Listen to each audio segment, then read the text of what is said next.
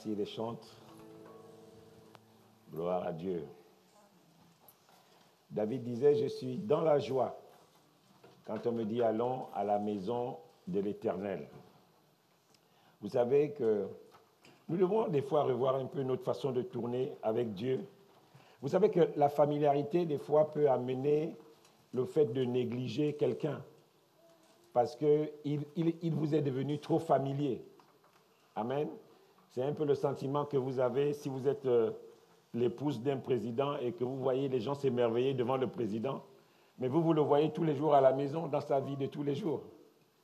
Et puis, vous êtes des fois surpris de voir comment les gens s'agenouillent devant lui, comment les gens se prosternent devant lui, et ça vous émerveille.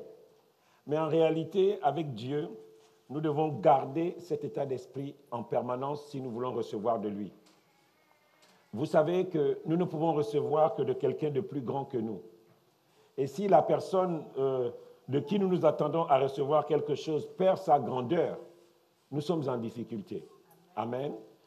Si je m'attends à recevoir de toi quelque chose et que, à mes yeux, tu perds cette grandeur-là, eh bien, je suis en difficulté. C'est un peu comme si Dieu met sur votre chemin quelqu'un pour vous bénir. C'est quelqu'un que Dieu a mis sur votre chemin et vous ne reconnaissez pas que lui. Vous ne reconnaissez pas que c'est lui. C'est pour ça que Jésus s'est exclamé. Il dit à Jérusalem, Jérusalem, Jérusalem, tu n'as pas connu les temps où tu as été visité. Parce que pour eux, ils voyaient Jésus le charpentier, ils voyaient Jésus le fils de David. Ils voyaient le Jésus qui avait grandi certainement avec certains d'entre eux. Mais ils ne voyaient pas le Fils de Dieu. Et le Seigneur leur dit que vous n'avez pas connu le temps où vous avez été visités. Alléluia. Et j'aimerais vraiment introduire ce message de ce matin avec cette idée. Tu n'as pas connu le temps où tu as été visité. Faisons attention.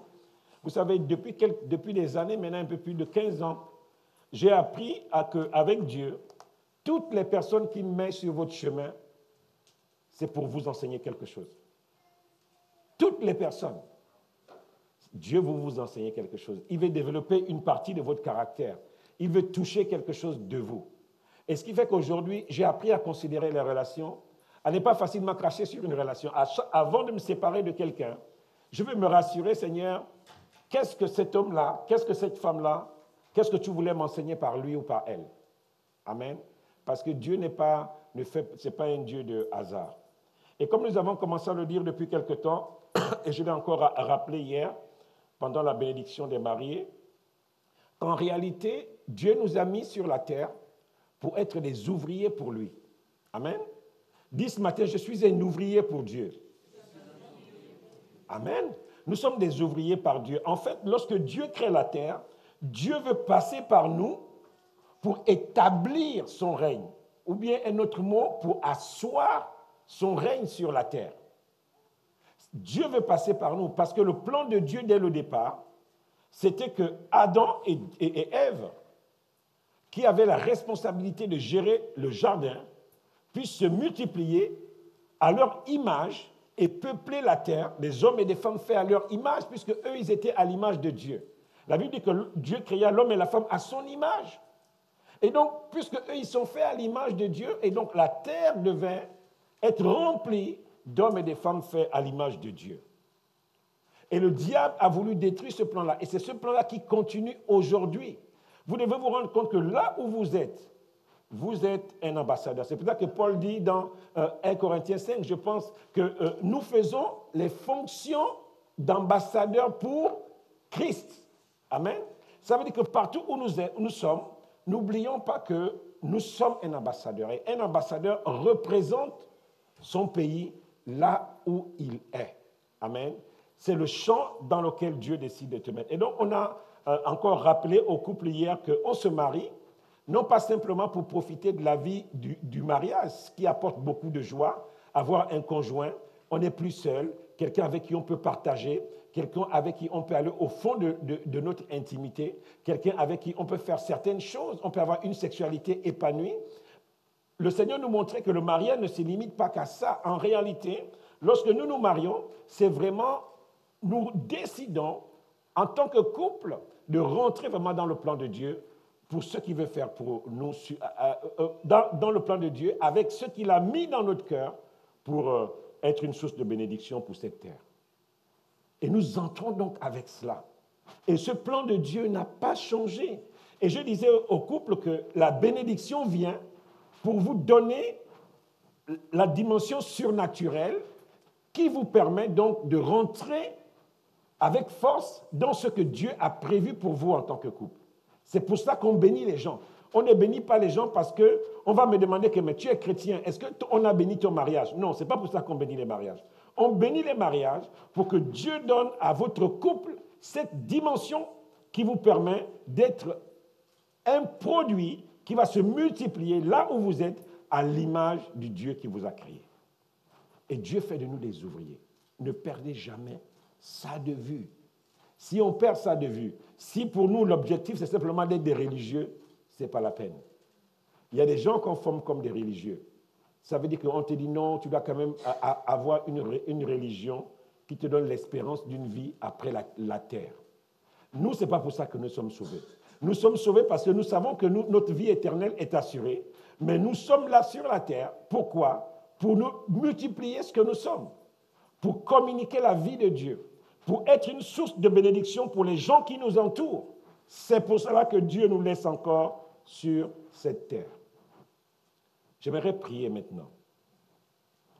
Éternel notre Dieu, nous sommes là ce matin, nous avons quitté nos maisons parce que nous croyons en toi. Et ce matin, à nouveau, tu nous rappelles que tu n'es pas venu faire des religieux. Tu n'es pas venu toucher des hommes qui attendent simplement d'aller au ciel. Mais tu veux faire de nous tes ouvriers, des hommes et des femmes qui sont impliqués dans les différents domaines de la vie, les différents domaines de la société, pour apporter ce que tu es, pour apporter l'image de Dieu. Et ce matin, chacun de nous, nous voulons saisir ta grâce. Nous voulons sortir de là où nous sommes, Seigneur, pour pouvoir le faire. C'est notre prière ce matin, Seigneur. Aide-nous. Aide un homme ce matin. Aide une femme ce matin. Peut-être que la vie est devenue un peu amère pour toi. Venir à l'église, c'est devenu de la routine. Ce matin, refuse cela. Refuse que ta vie chrétienne soit devenue de la routine. Tu traînes les pas. Tu n'es pas sûr. Qu'est-ce que je vais encore faire? Ah, si je ne suis pas là, on dira que je n'étais pas là. Non, ce n'est pas pour ça. Tu viens à l'église chaque dimanche pour être équipé, pour être transformé, afin que tu sois un produit efficace. Un produit efficace pour Dieu sur la terre. Alléluia. Amen. Est-ce qu'on peut dire Amen fort? Amen. Alléluia. Gloire à Dieu. Alors, vous savez que hier, j'ai enseigné quelque chose. J'ai rappelé aux gens que ce n'est pas l'homme et la femme qui ont demandé la bénédiction. Amen. C'est l'Éternel qui les a bénis. Amen. Ça veut dire que Dieu sait, en réalité, lorsqu'il vous met quelque part, il sait que sans sa bénédiction, vous aurez du mal à accomplir ce pourquoi il vous a appelé. Et donc, il vous équipe. La Bible déclare qu'il bénit l'homme et la femme. Pourquoi? Pour l'œuvre pour laquelle il les avait appelés. Et pour la mission qu'il avait mise sur eux. Ils devaient se multiplier, ils devaient gérer, ils devaient veiller. Et pour tout ça, Dieu s'est dit qu'avec leur propre force, ils ne pourront pas. Et Dieu, quand il t'équipe, c'est pour quelque chose. Dieu ne peut jamais t'équiper s'il n'y a pas un champ de mission. Vous savez, aujourd'hui, on veut tellement sécuriser notre vie avec le Seigneur. Tu veux un don de guérison, mais tu veux d'abord te rassurer que si tu pries pour les gens, ils seront guéris. Non, ce n'est pas comme ça que ça marche. Tu dois ressentir quelque chose dans ton cœur, quelque chose qui brûle dans ton cœur. Et pendant que tu commences à l'exercer, des fois même tu vas te casser les dents. Dieu s'est dit non, mon fils brûle tellement qu'il faut qu'il soit béni dans ce qu'ils font. C'est pour ça que dans les églises, des fois, on va consacrer les gens à des tâches particulières. Et c'est ça que nous allons faire en 2022. On va consacrer les gens dans des appels spécifiques pour qu'ils soient équipés dans ce qu'ils veulent faire. Parce que des fois, on se bat avec nos forces. Et puis, on ne se prend même pas au sérieux. Amen. Mais lorsque Dieu vous consacre, vous vivez différemment. Et c'est pour ça que ce matin, je voulais nous partager ce thème. Où suis-je? avec ma foi? Où suis-je avec ma foi? Et nous allons prendre les versets de Hébreux 11, les versets 6 à 11, c'est plus le verset 7 qui va nous intéresser. J'aurais pu prendre d'autres versets, mais je voulais rester sur ces deux versets-là. J'ai beaucoup de bruit sur mon micro, je ne sais pas pourquoi.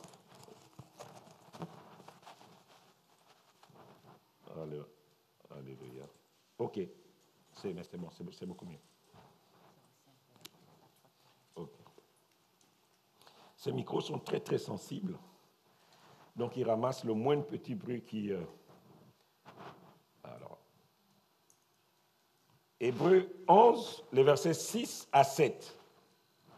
Or, sans la foi, il est impossible de lui plaire.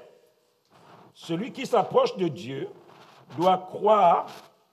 Je vais changer de micro. Je vais prendre le micro. Ça fait trop de bruit, ça me dérange. Je vais éteindre celui-là. Alléluia. Or, sans la foi, il est impossible de lui plaire. Celui qui s'approche de Dieu doit croire qu'il existe et qu'il récompense ceux qui le cherchent. Dans notre version, il est le rémunérateur de ceux qui le cherchent. Et au verset 7, c'est par la foi que Noé, divinement averti de ce qu'on ne voyait pas encore et saisi d'une pieuse crainte, construisit une arche pour sauver sa famille. C'est par elle qu'il condamna le monde et qu'il devient l'héritier de la justice qui s'obtient par la foi. Et notre thème de ce matin, où suis-je avec ma foi? Vous savez, des fois nous avançons avec Dieu, comme je disais tout à l'heure, c'est devenu un peu comme de la religion. Et cette notion de foi, qui est liée à jusqu'où je peux aller avec Dieu, c'est plus quelque chose qui s'applique dans notre vie. En fait, nous avançons avec Dieu maintenant parce qu'un jour, on nous a dit que nous sommes devenus chrétiens parce que nous nous sommes approchés de l'autel de Dieu.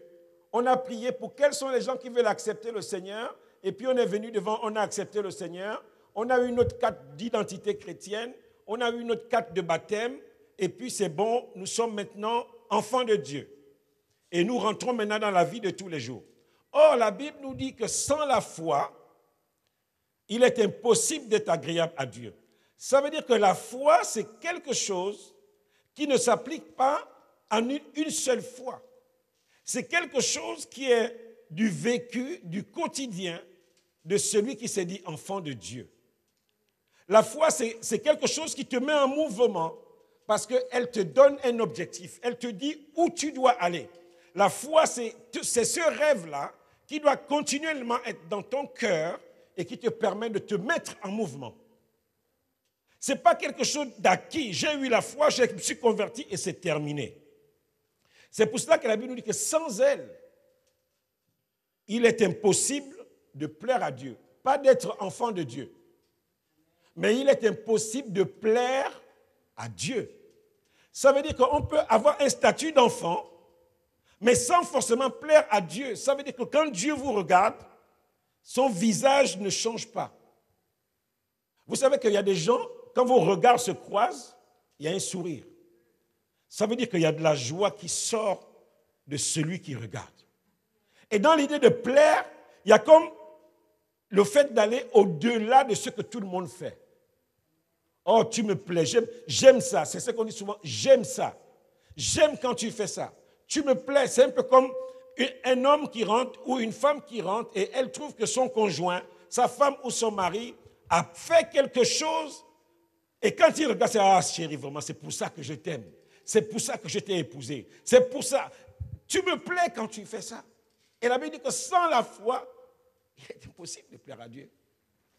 Il est impossible de lui être agréable. Ça veut dire que je peux avoir le statut d'enfant de Dieu, mais si ce n'est pas la foi qui me met en mouvement, on peut vivre une vie chrétienne vraiment, bon, là, je vais à l'église parce que le dimanche, un chrétien ne reste pas à la maison. Mais qu'est-ce qu'il y a dans ton cœur? Qu'est-ce qui te met en mouvement? On va regarder. On dit que c'est par la foi que Noé, divinement averti de ce qu'on ne voyait pas encore, et saisi d'une sainte crainte, construisit une arche pour faire quoi? Pour sauver sa famille. Il y a quelque chose qu'il a mis en mouvement. Ça veut dire que Dieu a déposé dans son cœur un besoin. Et ce besoin est venu rencontrer l'accord de Noé. Et chacun de nous, quand on dit divinement averti, ne voyez pas une circonstance particulière. Voyez que Dieu met dans ton cœur un dessein divin, un besoin qu'il a et qu'il veut accomplir. Il le pose dans ton cœur et ce besoin doit rencontrer ton accord. Et la Bible nous révèle ici que Noé, on dit qu'il a été saisi par une crainte. Ça veut dire quoi? Ça veut dire que ce qu'il a reçu dans son cœur ne pouvait pas le rendre insensible.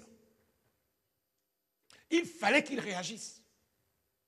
C'est un peu comme si vous voyez, Dieu vous montre que dans un rêve où vous ressentez dans votre famille que quelqu'un va mourir. On a des fois un sentiment comme ça que non, il y a un mauvais climat. Et au fond de toi, il y a quelque chose qui te dit, prie, commence à prier. Vous sentez que dans votre vie, il y a comme quelque chose de négatif qui se prépare. Tu es sorti le matin, quelqu'un t'a gratté la voiture. Tu quittes de là, tu t'es tellement énervé que tu as dit des paroles méchantes. Tu arrives au boulot, ton patron tombe sur toi parce qu'on t'attendait pour ouvrir la réserve. Et là, tu as comme le sentiment que le monde s'écroule autour de toi. Tu rentres à la maison le soir, la femme te dit qu'il y a 3 ou 4 factures qui sont arrivées, on va faire comment pour les payer?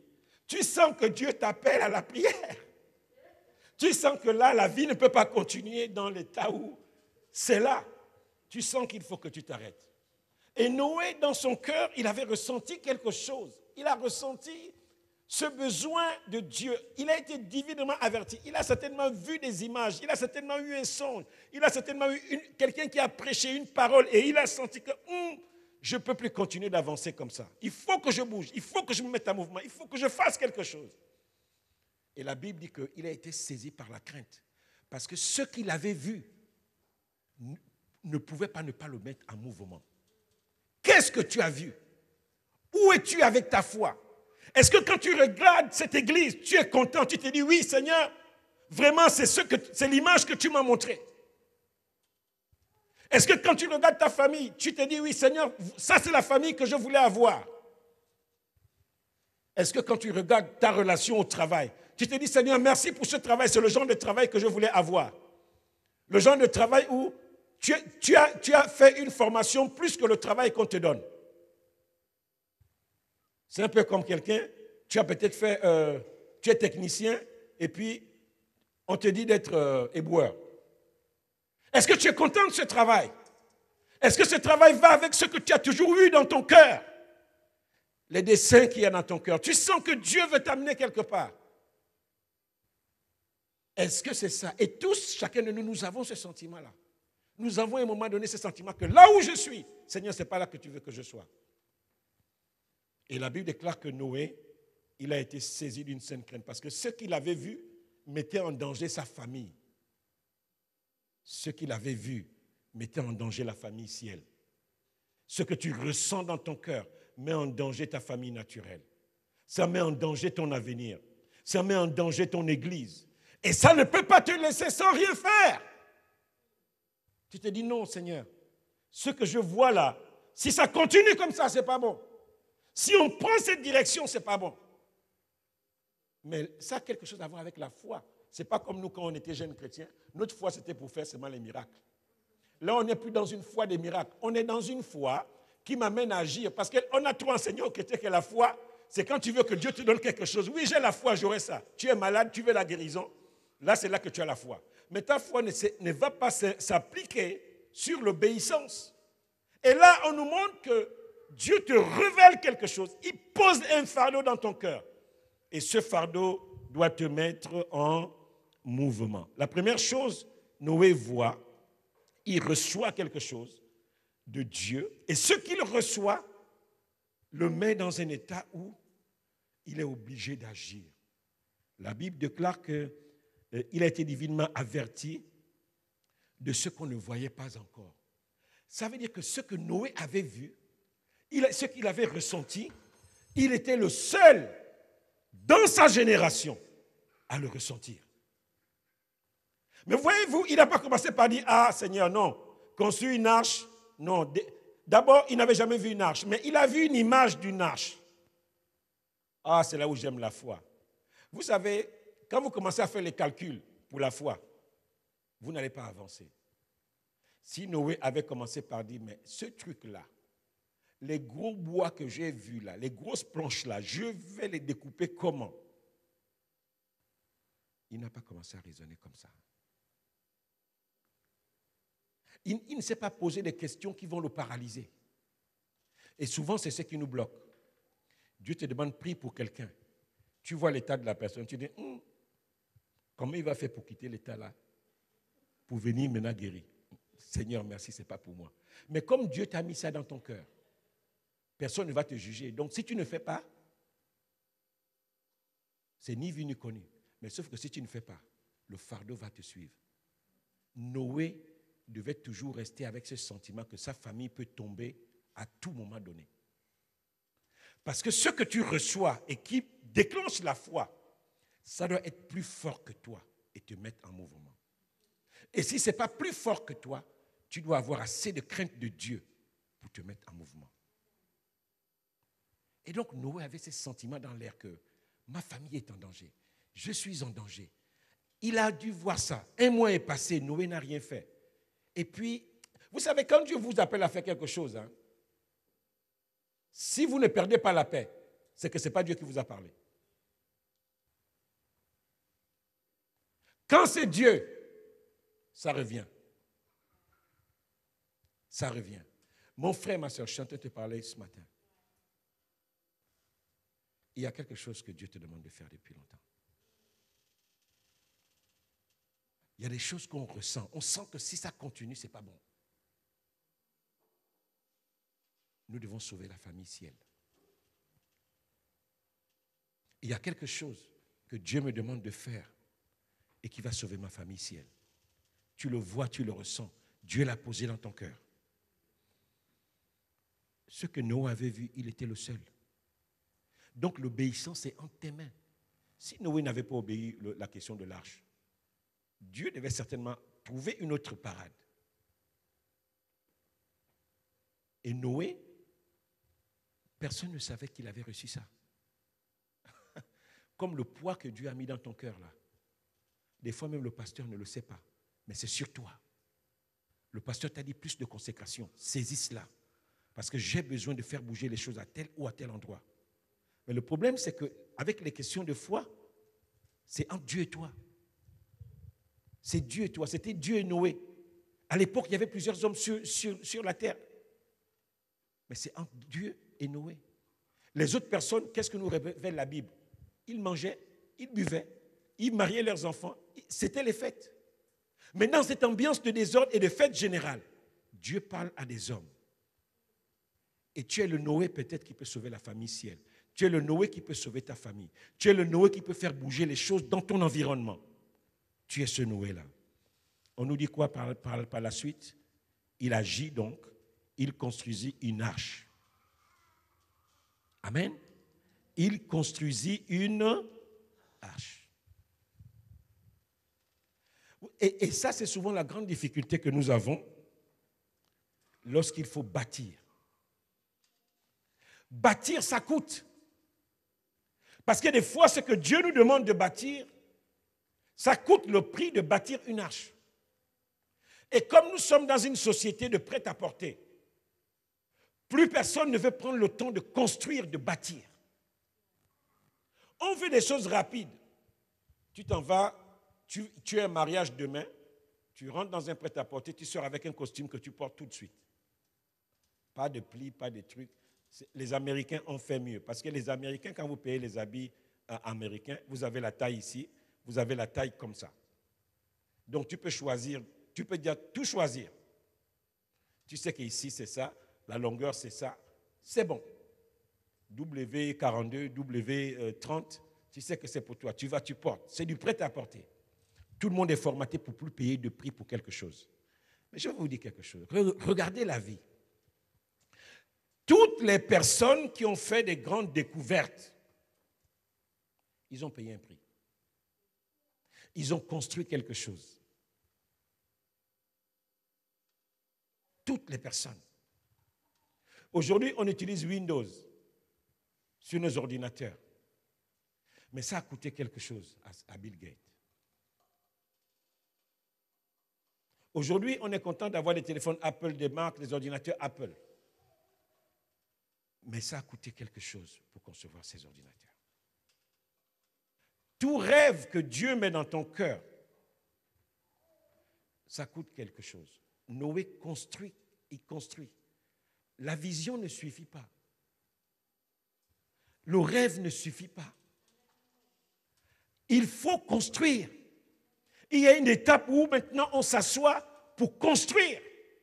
Pourquoi je construis? Parce que ce que Dieu m'a montré est tellement grand que je ne peux pas être insensible. Mais ça, le problème avec ça, c'est que c'est une responsabilité individuelle. Amen. C'est une responsabilité. Je suis sûr que Noé avait pris des ouvriers et il y avait des ouvriers qui ne faisaient pas l'affaire. Je vois Noé aller vers Dieu. Ah Seigneur, ton affaire là c'est compliqué. Ça fait depuis 2 ans qu'on est là. Les bois qu'on a mis là, d'autres commencent à pourrir. Ils ont pris de l'eau. Je suis fatigué Seigneur de recommencer. Vous savez quand Dieu vous donne, et c'est ça l'autre piège. Quand Dieu vous donne quelque chose et que vous obéissez, Dieu reste silencieux. Et là c'est compliqué. Nous les hommes, qu'est-ce qu'on fait? On vous donne une mission. Dès que ça se complique, vous venez rendre la mission. Bon, tu sais, patron, avant moi je ne peux plus parce que bon, tu vois là, ma femme a accouché, je ne peux plus, j'ai plus le temps, donc je pense que je ne serai plus la bonne personne. La difficulté avec Dieu, c'est que quand vous avez accepté une tâche, il part. Il vous bénit, il part. Parce qu'il sait que vous avez tout ce qu'il faut pour avancer. Et là, vous ne pouvez plus chercher des raisons. C'est la foi qui nous permet de plaire à Dieu. Et pourquoi nous plaisons à Dieu? Parce que la foi vient exécuter les desseins de Dieu sur la terre. La foi, ce n'est pas comme on voit là, j'ai la foi, non. La foi nous permet d'exécuter ce que Dieu a permis de faire. Il pose quelque chose en toi. Qu'est-ce que Dieu, ce matin, c'est pour ça que la question c'est, où suis-je avec ma foi? Qu'est-ce que ma foi m'a permis de construire cette année ou depuis quelques mois? Quand tu vas dans ce sens, il n'est plus question de l'autre. Si tu es enfant de Dieu, il y a quelque chose que Dieu a mis en toi qui doit susciter la foi, qui doit te mettre en mouvement, qui doit t'amener à ne plus être pareil. Ça peut toucher ta famille, ça peut toucher ton travail, ça peut toucher ton église, ça peut toucher ta ville, ça peut toucher ton quartier, ça peut toucher ton village, ça peut toucher tout.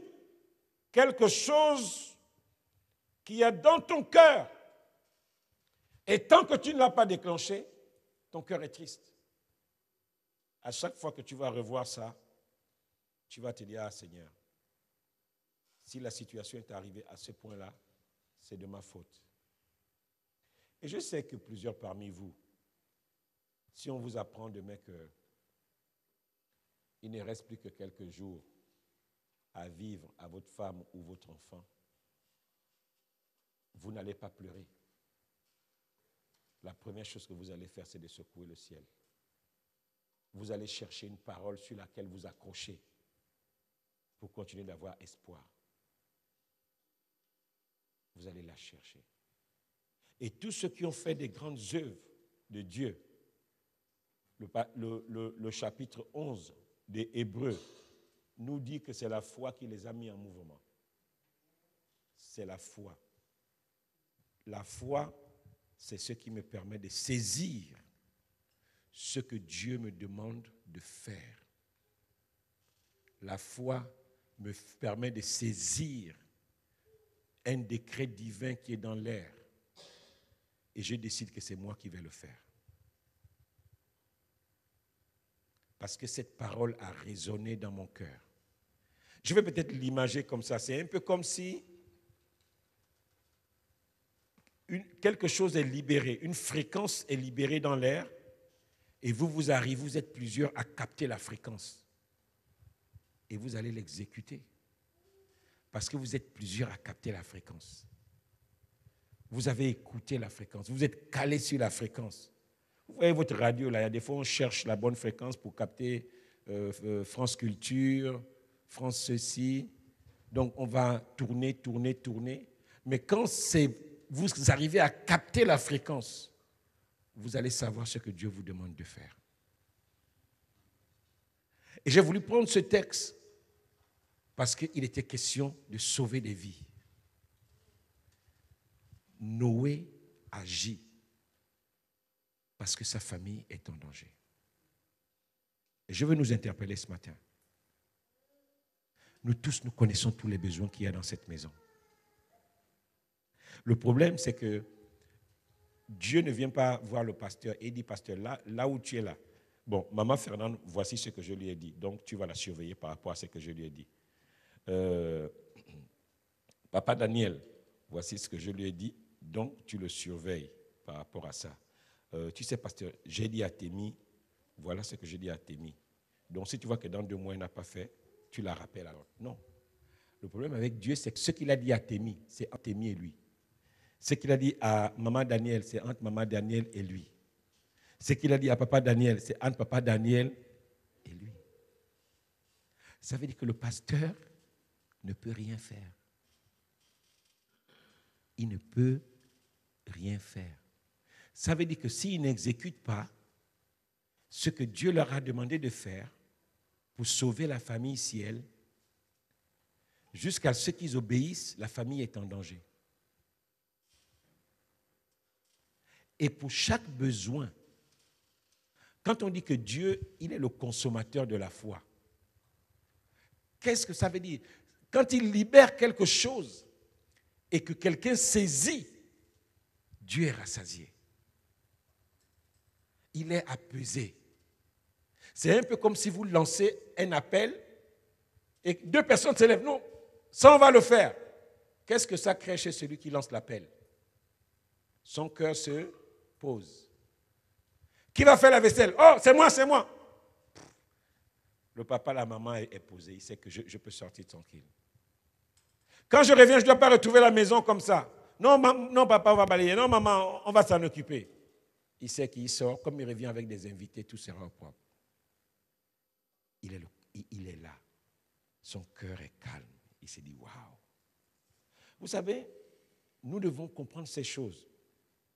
Parce que si notre foi s'exerce que pour trouver un nouveau travail, pour trouver une femme, pour changer ta voiture, cette foi-là ne sauve pas les autres. Cette foi-là, ce n'est pas une foi qui construit les familles, ce n'est pas une foi qui sauve les familles. Si vous regardez tous ces gens-là, regardez tout ce qui est là, c'était toujours lié aux autres. C'est par la foi qu'Abraham obéit à l'appel de Dieu, en partant vers un pays qu'il devait recevoir en héritage. C'est par la foi que Sarah, malgré son âge avancé, fut rendue capable de donner un jour à une descendance. Parce que Dieu avait fait une promesse à son mari, qu'au travers de toi naîtra une multitude. Et donc, la foi était là. La foi n'était pas rouillée. Et chacun de nous, nous savons ce que Dieu nous a demandé de faire. Bien-aimés, je ne crois pas qu'il y a des gens à qui Dieu a demandé de ne rien faire. Je ne crois pas à ça. C'est pour ça que ça me fait rire quand quelqu'un me demande, qu'est-ce que je peux faire? Non. Dieu t'a dit de faire. Il y a quelque chose que tu peux faire. Et imaginez que tu vis dans une maison et tu viens demander au propriétaire de la maison, qu'est-ce que je peux faire? Ça n'a pas de sens. Rentre dans ce qui se fait. Et si ce qui se fait, il y a toujours quelque chose à faire dans une maison. Mais qu'est-ce que je peux faire? Mais tu vois bien que vous n'êtes que 3 à la maison. Mais il y a forcément quelque chose que tu peux faire. Il y a un besoin que tu vas avoir dans ton cœur. Il y a quelque chose que le Seigneur va te dire de réparer, de faire, de bricoler, d'être là parce qu'il faut sécuriser. Il y a quelque chose que tu peux faire. Dieu veut nous donner la foi qui sauve les familles. Nous devons être une source de bénédiction pour nos familles et pour nos nations. Et je veux vraiment que nous puissions prier pour que Dieu nous donne cette foi qui sauve les familles, qui va d'abord sauver notre famille ciel. Il y a tellement de besoins, il y a tellement de postes vides que Dieu veut combler. Il y a tellement de postes vides. Bien-aimés, depuis quelque temps, je rappelle à toutes les personnes qui sont autour de moi que le diable existe. Le diable existe. Et Paul dit aux Éphésiens que nous n'avons pas à lutter contre la chair et le sang. Soyons sensibles à ce que Dieu nous dit. Depuis quelque temps, Dieu nous appelle à la consécration. Et Dieu veut nous mettre en mouvement parce que chacun de nous, il y a des fardeaux qu'il a mis dans nos cœurs. Et Dieu nous interpelle encore ce matin. Dieu veut que tu aies la foi qui sauve ta famille, au sens propre comme au sens figuré. La foi qui sauve ta famille. Tu sens que même ton couple, il tourne, que si mon couple continue de tourner comme il tourne là, ce n'est pas bon. Mets-toi en mouvement. Dieu veut que tu pries certainement plus. Dieu veut qu'il y ait des habitudes que tu changes. Dieu veut que tu poses certains actes. C'est ça qu'il veut que tu fasses. Et tu dois obéir. La Bible déclare que Noé a obéi. Et il a commencé à construire ce qu'il avait vu dans son cœur. Il a commencé à construire cela. Peut-être que c'est un engagement qui est limite. Peut-être que Dieu pour toi c'est devenu comme une religion. Mais je te dis ce matin, Dieu veut t'utiliser pour construire quelque chose. Dans ta maison, dans ton église, dans ton quartier. Ce rêve-là, qui à chaque fois que le besoin est là, le rêve y remonte. Saisis cela et mets-toi en mouvement. La foi nous donne la force de faire les choses. Pendant que Noé construisait l'arche, ce qu'il avait vu était continuellement dans son cœur. Et il s'est dit, si je le fais, je vais sauver ma famille. Je vais sauver le monde. Parce que pendant que tu bâtis, ta constante, ta rigueur, tes efforts, Dieu bénit cela. Et il interpelle des gens. Noé construisait. Certaines personnes venaient lui demander, mais qu'est-ce que tu es en train de faire? Et il essayait de leur expliquer pour les entraîner avec lui. La Bible nous dit que Noé construit une arche, mais nous savons que au nombre où il était avec sa famille, il ne pouvait pas construire cette arche tout seul. Il y avait certainement des hommes et des femmes qui étaient avec lui pour l'aider. Vraiment, mes frères et sœurs, que Dieu nous aide ce matin. Je veux qu'on se lève comme un signe où nous disons, Seigneur, quoi que tu demandes à mon cœur de faire aujourd'hui, je veux que Dieu réveille ce qu'il a mis dans ton cœur. Il y a tellement de choses que Dieu a semées où il attendait que tu saisisses par la foi. Mais tu étais tellement insensible qu'aujourd'hui, tu as comme le sentiment de tourner en rond parce que tu n'as pas répondu à l'appel de Dieu par rapport à un besoin, par rapport à quelque chose qu'il t'a montré. Et le Seigneur veut qu'on s'arrête. Il veut que chacun de nous puissions saisir sa main et répondre à son appel. Tu sais ce que Dieu te demande de faire. Dans ta famille, dans ta maison, dans cette église. Tu sais ce que Dieu te demande de faire. Mais le problème, c'est que c'est à toi que Dieu demande de le faire. Tu peux prier avec tes propres mots. Sinon, tu peux prier simplement ce chant. Seigneur, ce matin,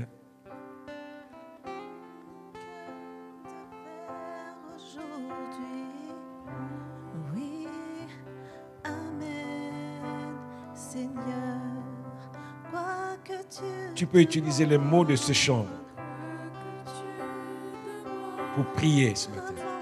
Seigneur, réveille les rêves que tu as posés dans les cœurs ce matin.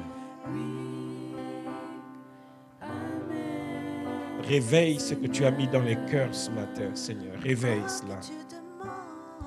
Quoi que tu demandes à mon cœur de faire aujourd'hui, oui. Amen. Il y a des actes que Dieu te demande de faire pour rendre la vie plus agréable autour de toi. Ce que Dieu te demande de faire pour changer même ta vie, fais-le. Ça doit te coûter parce que lorsqu'on bâtit, lorsqu'on construit, ça nous coûte.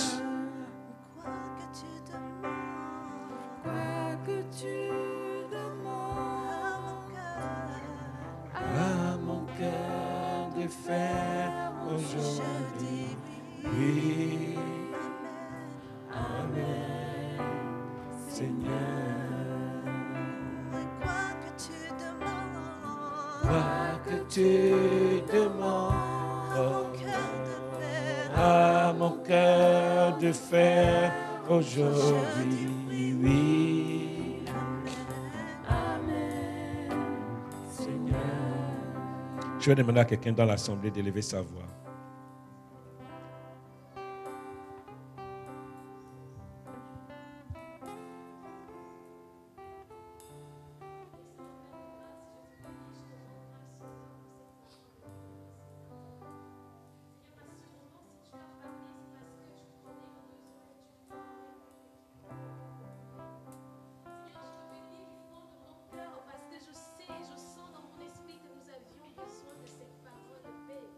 Merci de l'avoir libéré, sainteté.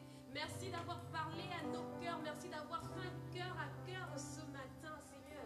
Merci véritablement, Père, pour la sincérité de ces paroles qui, je le sais et je le crois, parce que ta parole n'est pas libérée, ne retourne pas à toi sans avoir accompli ce pourquoi elle a été libérée, Seigneur.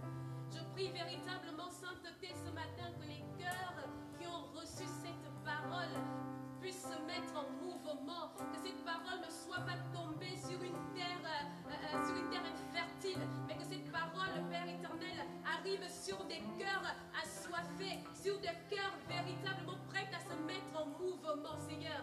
Seigneur, je te supplie que nos cœurs ne soient pas incrédules, que nos cœurs ne soient pas fermés ce matin, mais que véritablement nos cœurs se mettent en mouvement pour faire ce pourquoi tu nous as appelés, Seigneur. Seigneur, révèle à chacun de nous, ceux qui ne savent pas encore écouter ta voix, Père. Seigneur, ouvre leur entendement spirituel, de sorte que chacun de nous puisse saisir de manière claire ce que tu nous demandes de faire. Et donne-nous la force, le courage de nous mettre en mouvement et de faire ce que tu nous demandes de faire sans attendre sans chercher d'abord une garantie au préalable, Père. Parce que ce que tu dis arrivera certainement. Je bénis ton Saint-Nom, Père éternel, pour cette merveilleuse famille. Je bénis ton Saint-Nom, Seigneur, parce que tu es dans notre barque et assurément nous y arriverons. Oui, nous y arriverons là où tu nous attends avec ta grâce, Père. Sois célébré, sois couronné, sois élevé, Seigneur. C'est dans le nom de Jésus-Christ que j'ai prié. Amen. Est-ce qu'on peut acclamer sa parole?